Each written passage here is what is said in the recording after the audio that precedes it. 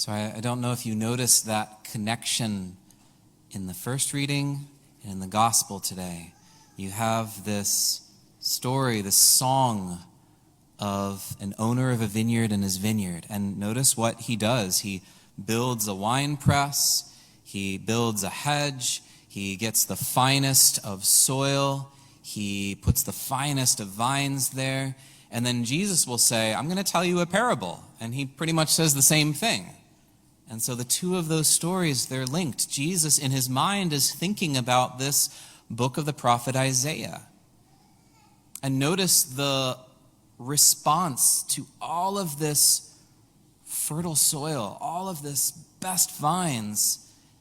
And in Isaiah, it says there were wild grapes that responded. And actually, the Hebrew's even a little weirder. It's stinky grapes. So it's not even like bitter grapes, but it's like rotten, stinky grapes. And that's the response. And you see sort of the human version of those stinky grapes in the gospel today.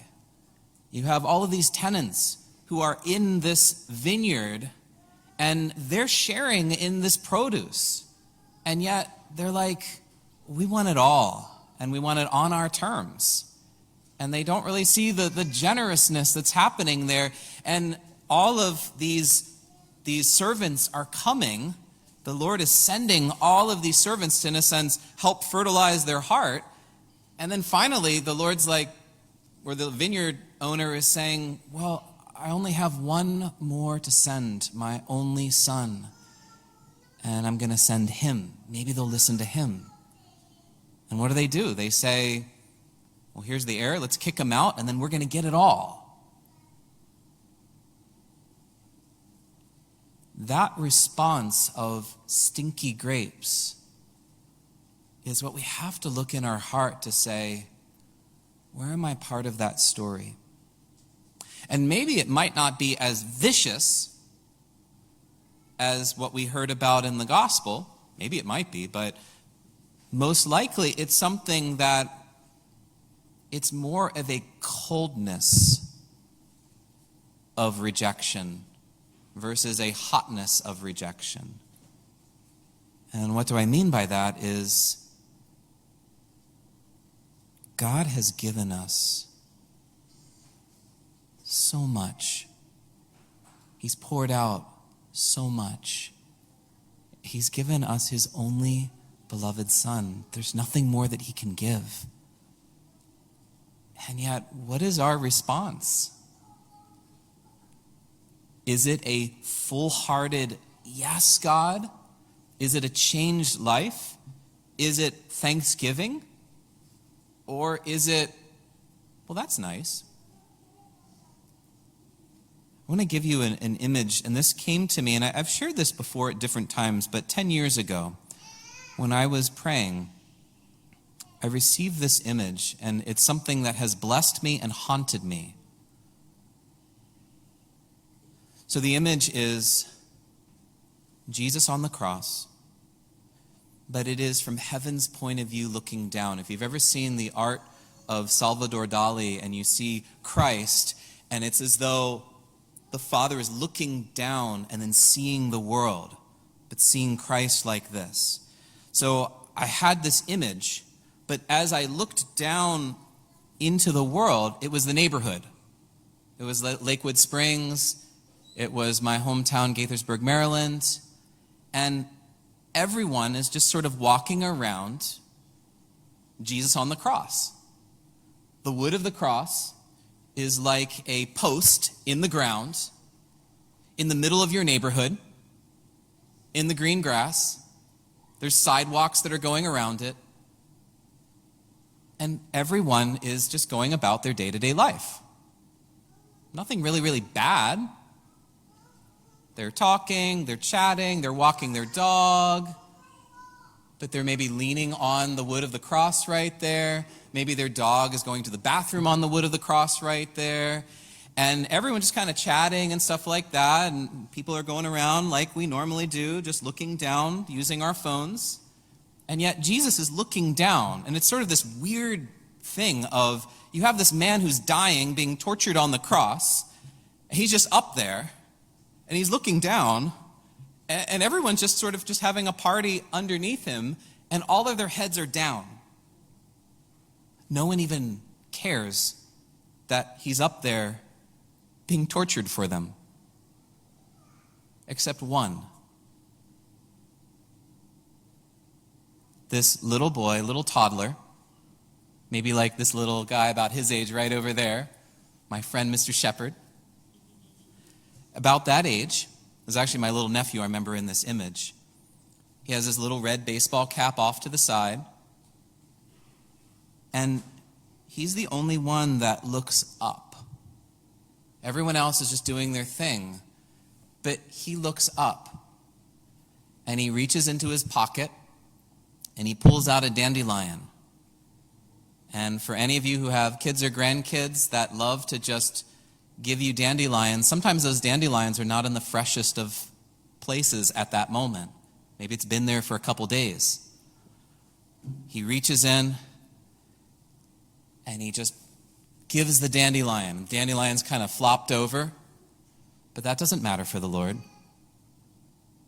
It moves the Lord's heart because he's like, wow, someone is noticing me.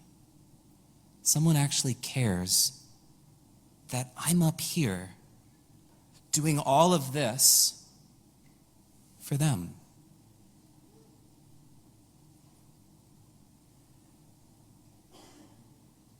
Who are we in that story? You know, this is why it blesses me, this image that still comes to me 10 years later, because it wakes me up to remember to look up, but it also haunts me. Because there are so many times when I get busy, and even busy in the Mass with all the different things that are going on, or multiple Masses, that sometimes this image stings my heart because I realize, wow, I had Jesus in my hands.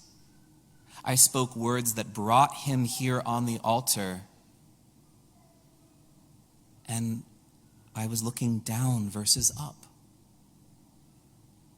Or sometimes the Lord will just speak to my heart and say, Father Andy, you have Jesus right here. You've just consumed the Lord Christ, and you're thinking about what you're going to eat after Mass?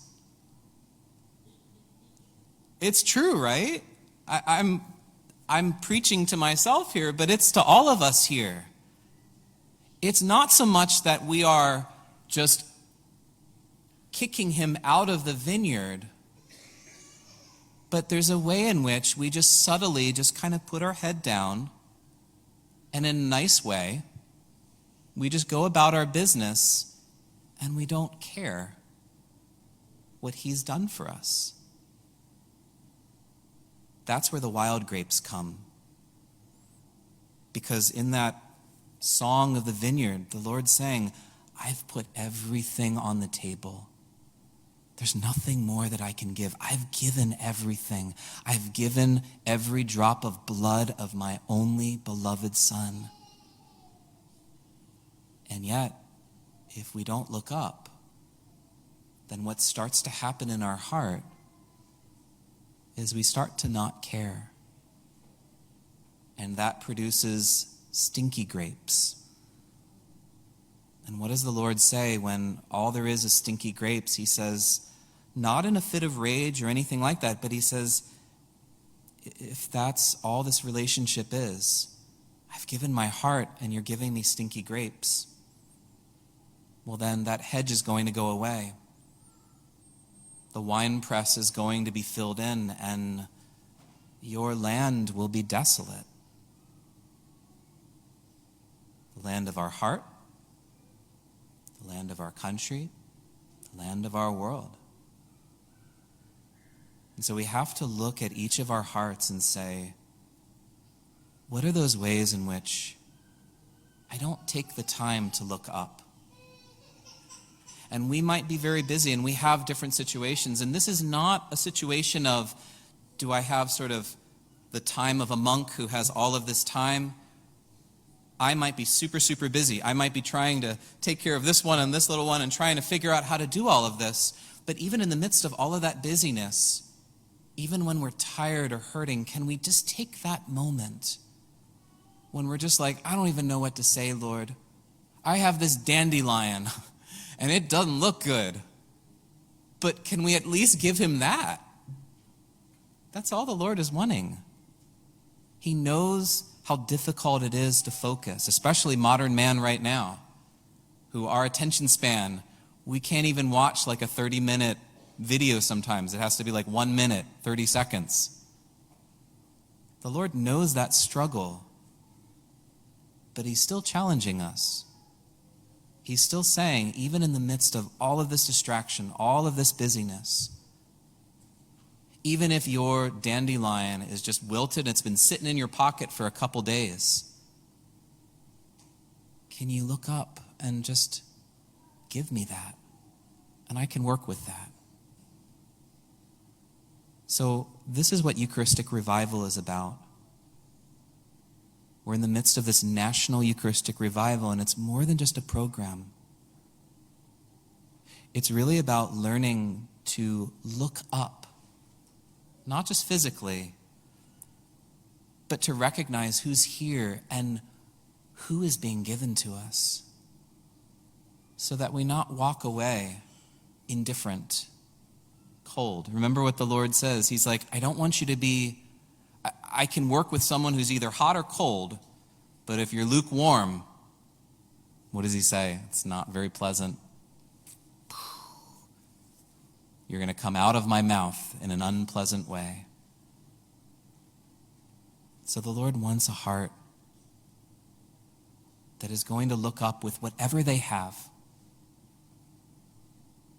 Doesn't matter if we're all together or we're not, but we all have the obligation and the duty to look up. Because if we don't, we close ourselves to the fertilizer of the land, and all that will come is stinky grapes. So this is a challenge for all of us, myself included. But the Lord is so good, he's so patient. He looks at us, he loves us, and he just says, whatever you have and wherever you're at right now, the Lord says, I just invite you in your heart, put down the defenses, look up, and live that thankfulness that opens us to his power.